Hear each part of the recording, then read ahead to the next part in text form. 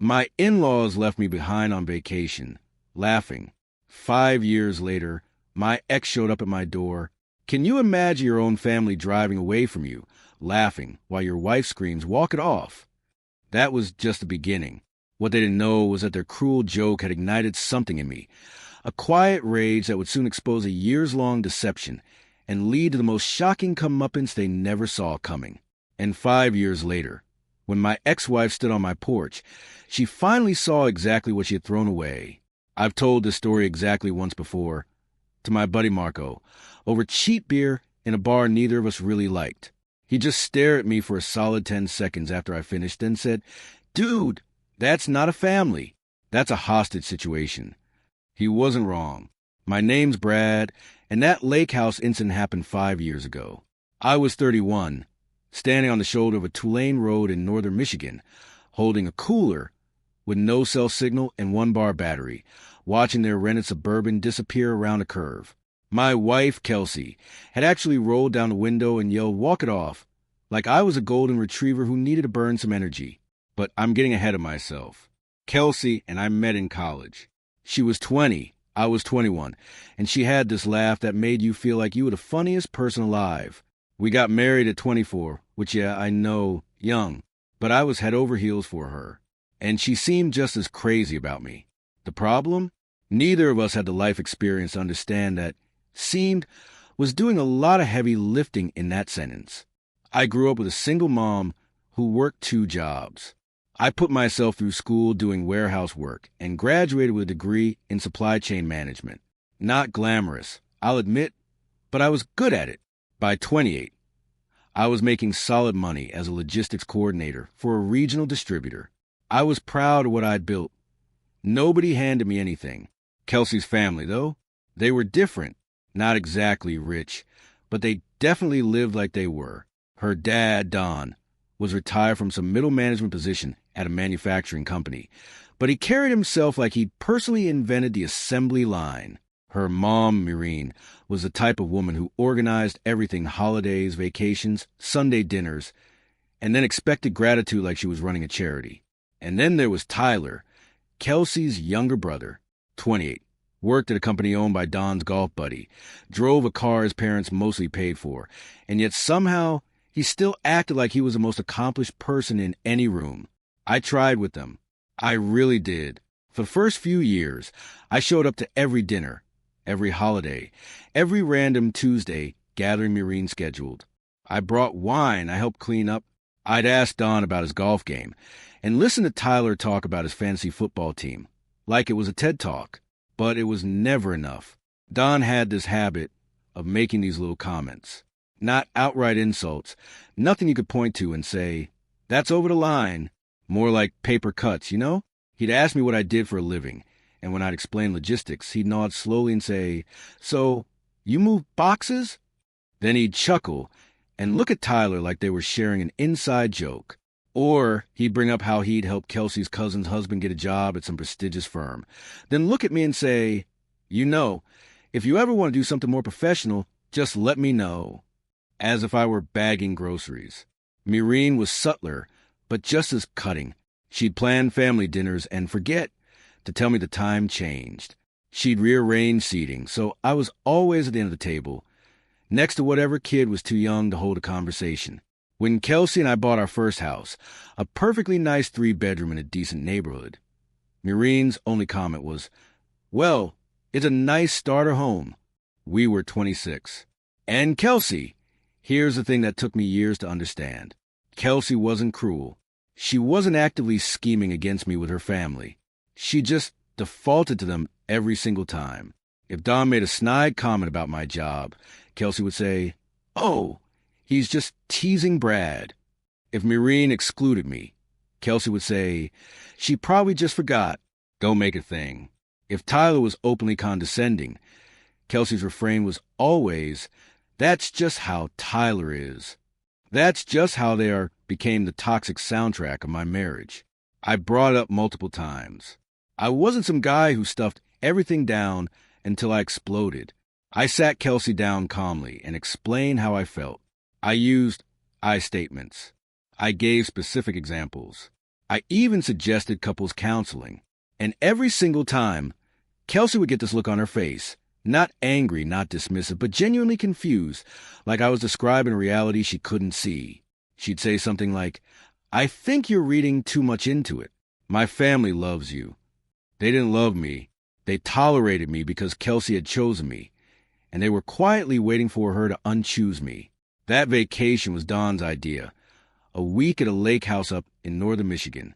He rented the place, of course, and made sure everyone knew he was paying, which meant he got to set the rules, pick the activities, and act like a benevolent king hosting his subjects. Kelsey was thrilled. Tyler was bringing his girlfriend, Britt, who I'd met once and who spent the entire dinner on her phone. Maureen had already planned a menu for the week. I didn't want to go. I told Kelsey that. A full week with your family in a confined space? That's a lot. She gave me the look, the one that said I was being difficult, that I was the problem. "It's a free vacation, Brad," she said. "Just try to have fun." So I went. For the first 2 days, it was almost fine. Don only made 3 comments about my career. Maureen only accidentally gave me the smallest bedroom, the one with no lake view and a mattress that felt like a folded towel. Tyler only interrupted me twice during conversations to redirect attention to himself. Day 3 is when it all went sideways. We were supposed to drive into town for supplies.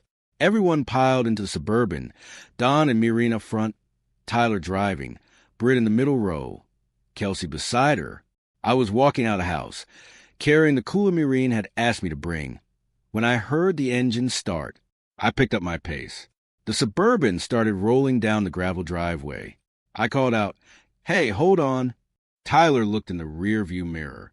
I saw his face. He was grinning. I started jogging. The car sped up. Not fast, just fast enough to stay ahead of me. I could hear laughter through the open windows. Don's deep bark, Maureen's high-pitched giggle. And then Kelsey rolled down her window, leaned out, and yelled the words I will never forget for as long as I live. "Walk it off." More laughter. The Suburban turned onto the main road and accelerated. I stood there, holding that blue cooler, watching it shrink into the tree lean. And something inside me just went very quiet. I didn't yell. I didn't throw the cooler. I set it down on the gravel, sat on the porch steps, and stared at the lake for a long, long time. I tried calling Kelsey. No answer. Tried again 20 minutes later. Nothing. An hour passed. Then 2. When she finally picked up, I could hear background noise. A restaurant, maybe. She was laughing about something when she answered. "Brad? Oh my God, are you still at the house?" Tyler was just messing around. We were going to come back. We just got caught up. Are you mad? I wasn't mad. That's what scared me. I felt something much worse than anger. I felt clarity. I told her I was fine. I hung up. Then I scrolled to Marco's number and called him instead. "Hey, man," I said, "I need a favor. Can you drive up to Michigan and get me? I think I'm done." Marco drove 4 hours to pick me up. He didn't ask a single question until we were back on the highway heading south. And even then, all he said was, "You want to talk about it or you want Taco Bell?" I said both. We sat in a Taco Bell parking lot somewhere outside Grand Rapids while I told him the whole thing.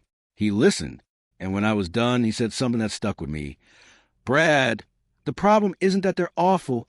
The problem is that Kelsey thinks this is normal." He was right. That was exactly the problem. I didn't go back to the lake house. I texted Kelsey and told her I'd gone home, that we needed to talk when she got back. She called me twice. I let it ring and then sent a text that said, "You're really going to ruin everyone's vacation over a joke?" I turned my phone off after that. She came home 5 days later, tanned and annoyed. I was sitting at the kitchen table with 2 cups of coffee when she walked in.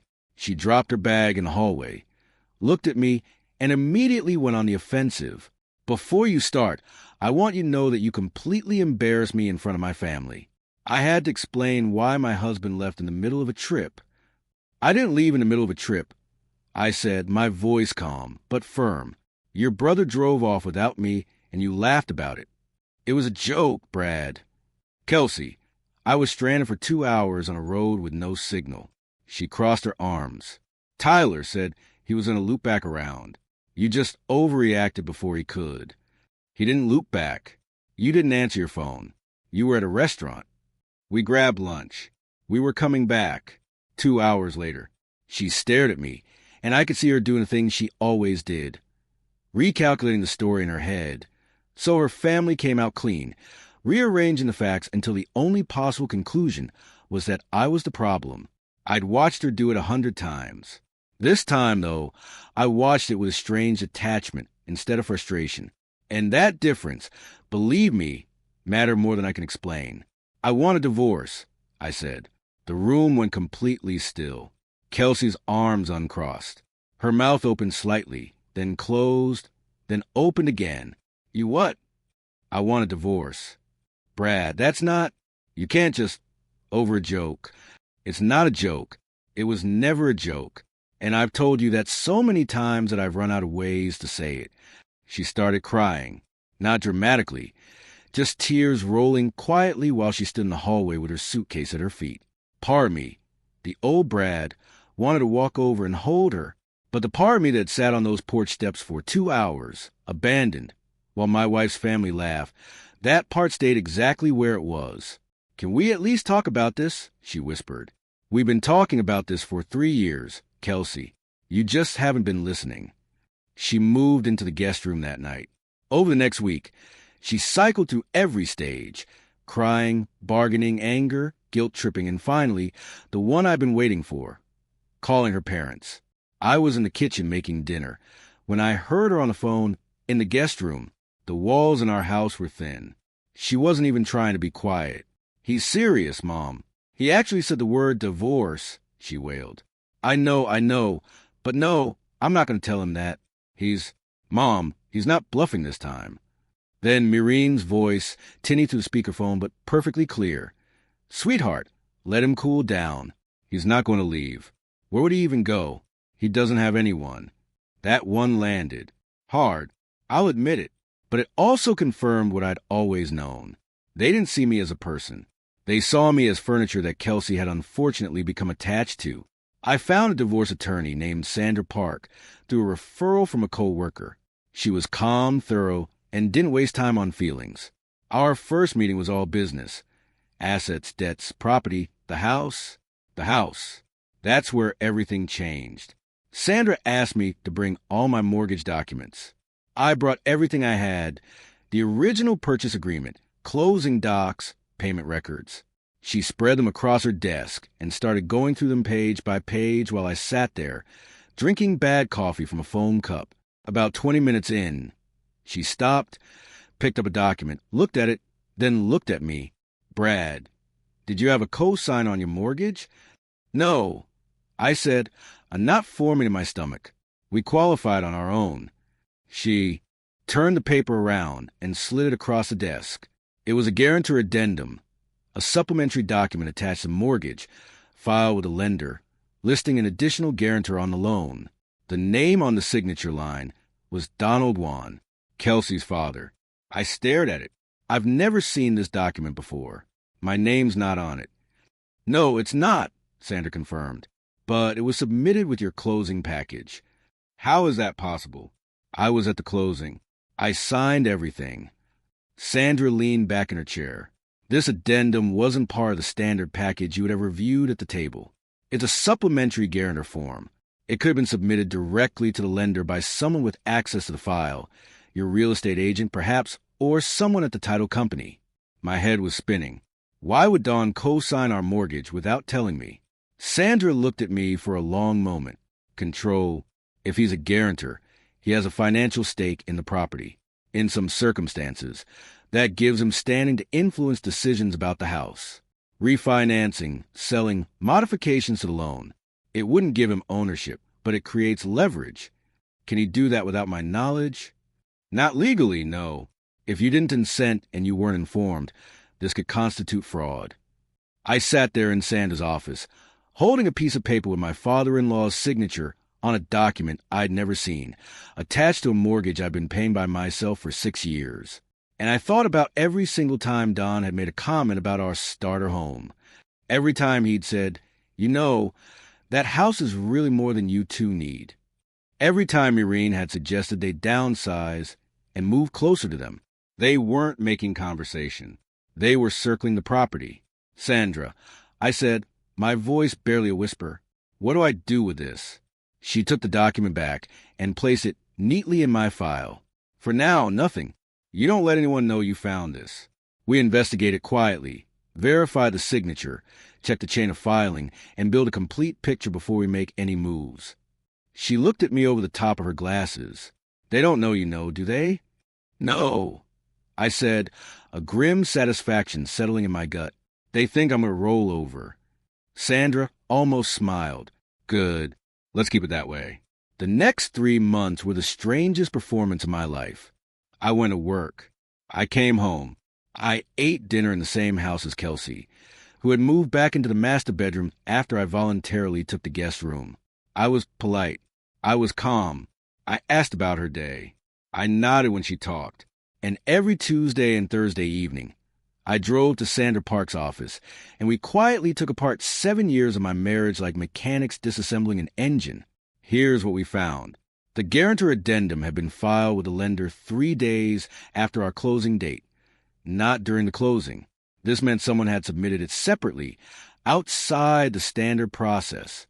Sandra's paralegal traced the filing to the title company that handled our purchase. The agent who processed the addendum, a woman named Gail Richter who, and I swear this is true, attended the same church as Mireen. I didn't even react when Sandra told me that. I just nodded. Of course she did. Sandra brought in a real estate attorney named Hector Montoya, who specialized in title fraud. Hector reviewed the document and confirmed what Sandra suspected. The guarantor form required my signature, or at minimum, my written acknowledgement, to be valid. Neither existed. My initials weren't on it. My name appeared nowhere on the addendum except as the primary borrower, which was pulled from the original mortgage docs. This was filed without your knowledge or consent, Hector told me flatly. It's fraudulent. What does that mean for Don? I asked, my blood running cold. It means Donald 1 signed a legal financial document and submitted it through a third party to your lender without your authorization. Depending on how this was coordinated, there could be liability for the title agent as well. I asked the question I've been thinking about for weeks. Could Kelsey have known about this? Hector and Sandra exchanged a look. Sandra answered carefully. We can determine that from the documents alone, but the form was filed 6 years ago. Your wife has never mentioned it to you. She's also never mentioned any conversation with her father about co-signing. You'll have to draw your own conclusions. I drew them. They weren't flattering. Meanwhile, at home, something interesting was happening. Kelsey had apparently told her family that I was calming down about the divorce because Don called me one evening. The first time he'd called me directly in maybe 2 years. Brad, listen, I know things got a little heated up at the lake. Boys being boys, you know how it is. Tyler feels bad about the whole thing.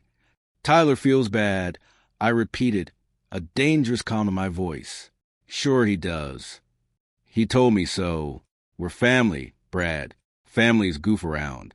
You can't let a little ribbing break up a marriage. I appreciate the call, Don. Good man. Now, Mireen and I were thinking, why don't you and Kelsey come up for Thanksgiving? Fresh start, clean slate. I'll think about it. That's all I ask. I hung up and thought about Don's signature on a document I was never supposed to find. Clean slate, right? Kelsey started being nicer to me during this period. Not dramatically, just small things. Making coffee in the morning. Asking if I wanted to watch a movie. Touching my shoulder as she walked past. I recognized it for what it was. A campaign. Mireen had probably coached her. Just be sweet to him, honey. He'll come around. Men are simple. I wasn't coming around. I was documenting. Sandra had advised me to keep a detailed record of the family dynamic. So I started, not secretly. I wasn't recording conversations or hiding cameras. I just wrote things down, dates, times, comments, interactions. When Kelsey told me her parents had generously offered to help us remodel the kitchen, I wrote it down.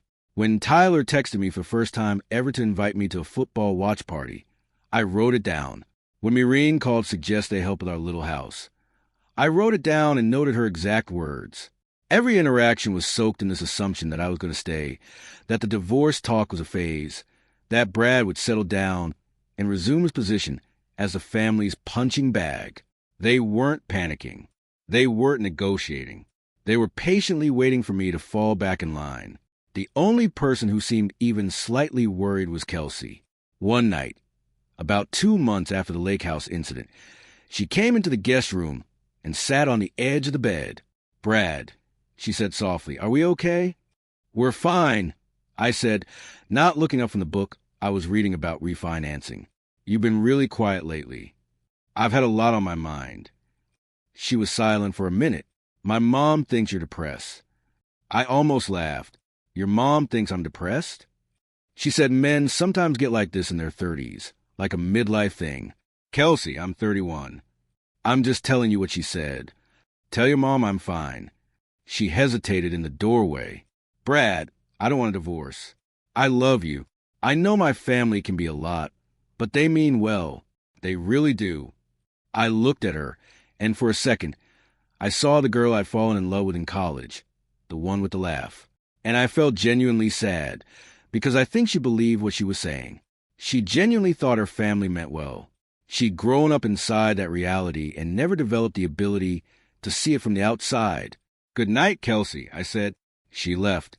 I went back to my book. Sandra called me the following week. "Brad, we're ready. Hector's prepared a full brief on the Garner fraud.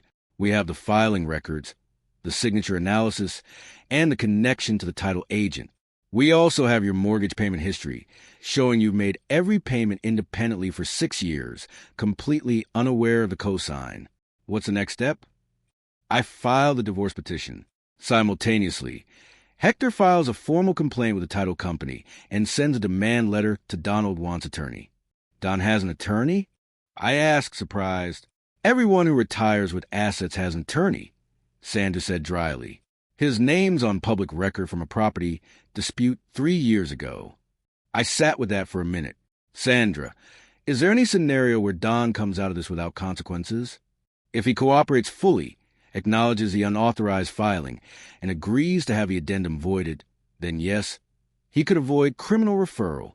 But he'd also have to accept whatever terms we set in the divorce settlement, because the alternative is us referring the matter to the county prosecutor." "And the alternative for Kelsey?" Sandra paused. "Kelsey's exposure depends on what she knew. If she was genuinely unaware, and I think that's plausible, then she's collateral damage. But she'll also have to reckon with the fact that her father committed fraud against her husband, and that changes the dynamics of the divorce significantly." I thought about Don, sitting in his living room, feet up, telling Kelsey to just be sweet to him. Thinking he had all the leverage. Thinking I was simple. "File everything," I said. Sandra's voice was steady. "I'll have the papers ready by Friday." I hung up the phone and sat in my car in the parking lot of Sandra's office for about 15 minutes. The sun was going down. My hands were shaking slightly, which surprised me. I'd been so calm for months that I'd almost forgotten I was capable of nerves. This was really happening. Don had spent 7 years treating me like an afterthought, and he'd been so confident in my irrelevance that he committed actual fraud against me without worrying I'd ever find out. And Kelsey, my wife, the woman I'd built a life with, had either known and stayed silent, or had been so thoroughly absorbed into her family's worldview that she couldn't see what was right in front of her. Either way, it was over, and they still had no idea. The divorce petition arrived at Kelsey's workplace on a Tuesday. Sandra had offered to have it served at the house, but I asked her to send it to Kelsey's office. Not to humiliate her. I just didn't want to be in the room when she opened it. I knew what was coming, and I needed the buffer. She called me 45 minutes later. I was at work, reviewing a shipping manifest when my phone lit up with her name. I answered it in the break room. "You filed?" Her voice was flat. Not angry, just flat. "I did." "You actually filed for divorce?" "Yes." Silence. Then quieter. I thought we were getting better. That one hit me, because in her mind, we probably were. She'd been making coffee. We'd been polite. She'd interpreted my calmness as healing instead of what actually was preparation. "Kelsey, we weren't getting better. I was getting ready." Ready to destroy our marriage? The marriage was already broken. I'm just making it official. She hung up on me. I expected that. What I didn't expect was Don's call 20 minutes later. Brad, what the hell are you doing? I'm at work, Don. You know damn well what I'm talking about. Kelsey's in tears.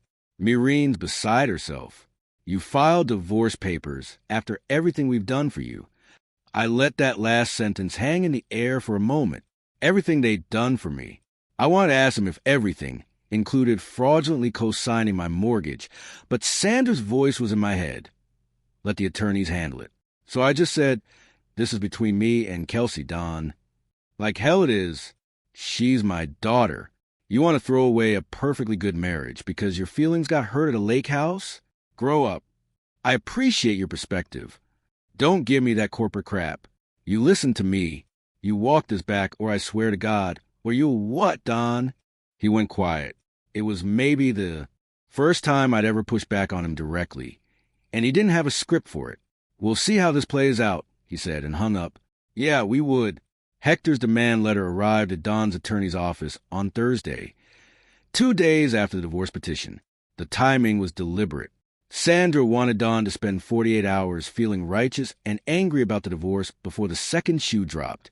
I wasn't there when Don read it, obviously, but I heard about the fallout through the most unexpected channel. Tyler. Tyler called me that Saturday. In 7 years of knowing him, Tyler had called me maybe 3 times, and 2 of those were to ask if I could pick up beer on my way to a family thing. So when his name appeared on my phone, I knew something had shifted. Brad, hey man, listen, I think we need to talk about, what about all of this? The divorce? The stuff with my dad? What stuff with your dad? Tyler hesitated. He didn't know. Look, he's pretty stressed out right now. He got some letter from a lawyer about the house, and he's been yelling at my mom all morning. I don't know what's in it exactly, but he's talking about getting his own attorney involved. Tyler, I said, keeping my voice level, Don already has an attorney involved. That's who the letter was sent to. Another pause. Oh, is there something specific you wanted to say? Man, I think maybe we can work all this out without lawyers. You know, family stuff should stay family stuff.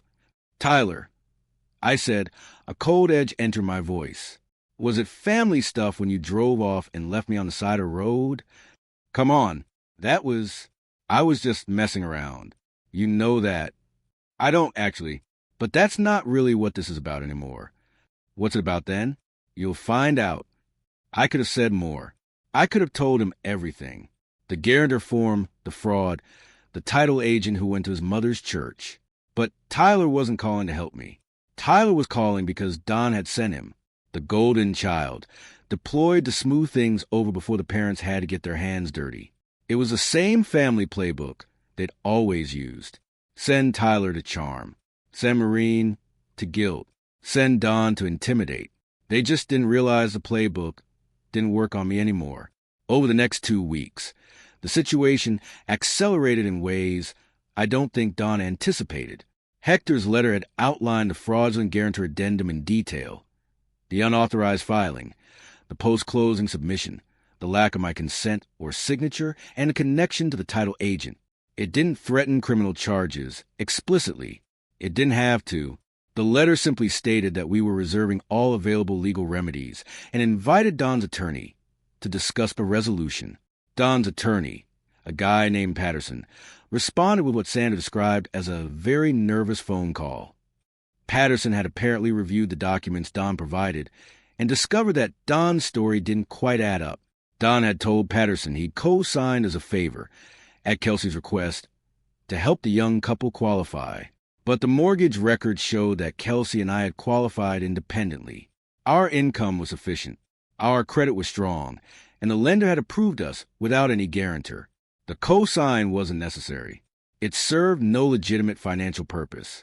Patterson knows his client is exposed.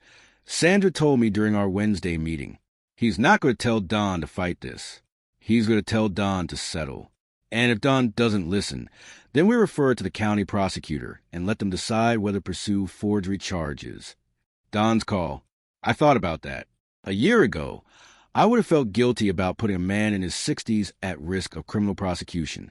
But that was before I understood what he'd done. Don hadn't just insulted me at dinner tables and laughed at me from car windows. He'd reached into my financial life, the house I paid for, the roof over my head, and planted a flag without my knowledge. He'd treated my home like an extension of his territory. That wasn't a joke. That wasn't boys being boys. That was a man who believed he owned everything his daughter touched, including her husband. The first domino fell on a Thursday evening in October. Kelsey came home from work looking different, not upset but shaken. There's a distinction.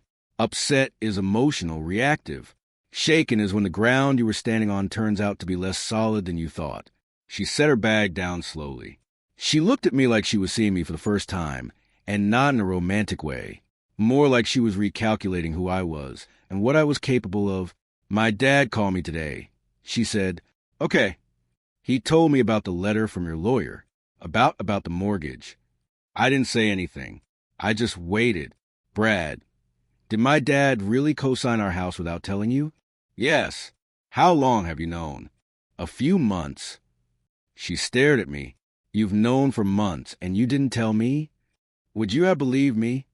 She opened her mouth, then closed it. We both knew the answer. "My dad says it was a misunderstanding," she said, her voice wavering. "He says he was trying to help." "Your dad fraudulently filed a guarantor document with our lender, using a title agent connected to your mother. That's not a misunderstanding." Her face crumpled slightly. Not all the way. She was fighting it, but I could see the architecture of her family mythology starting to crack. The dad who just teases. The mom who just forgets. The brother who just messes around. Just. "What you would do?" she asked. "That depends entirely on your father." She stood there in the kitchen, keys still in her hand, and I watched her arrive at a place she'd never been before, the intersection of her family and the truth, with no room to pretend they were the same road. "Brad," she said, "I didn't know. I swear I didn't know about the mortgage." I believed her, and it didn't change anything. "I know," I said, "but you knew about everything else." She didn't have an answer for that. She went upstairs without another word. My phone buzzed an hour later. A text from a number I didn't recognize. I opened it. "Brad, it's Maureen. We need to talk, please. This has gone too far." I stared at the screen. Maureen, who'd seated me at the kids' table for 7 years. Maureen, whose church friend had helped her husband forge documents on my house. Maureen, who told Kelsey I was having a midlife crisis at 31. "Please," was a new word from her. I didn't respond. I set my phone on the counter and made dinner. The settlement took 6 weeks.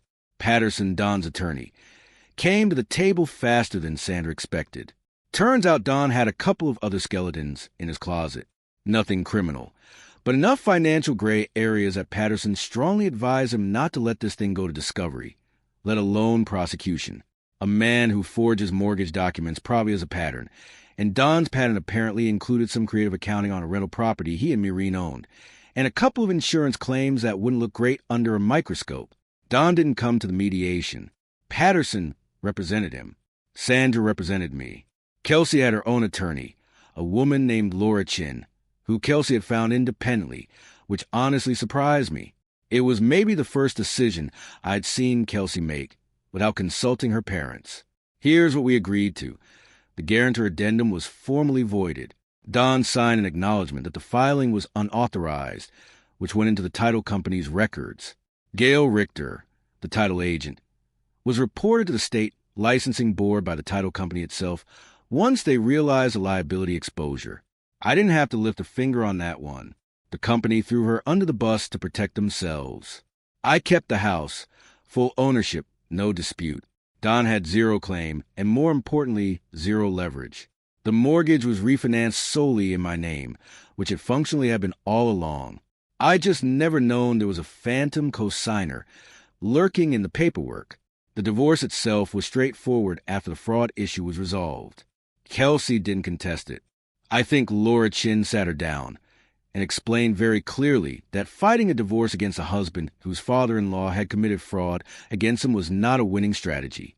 We split the shared assets fairly. I didn't try to punish Kelsey. That wasn't the point. The point was to be free.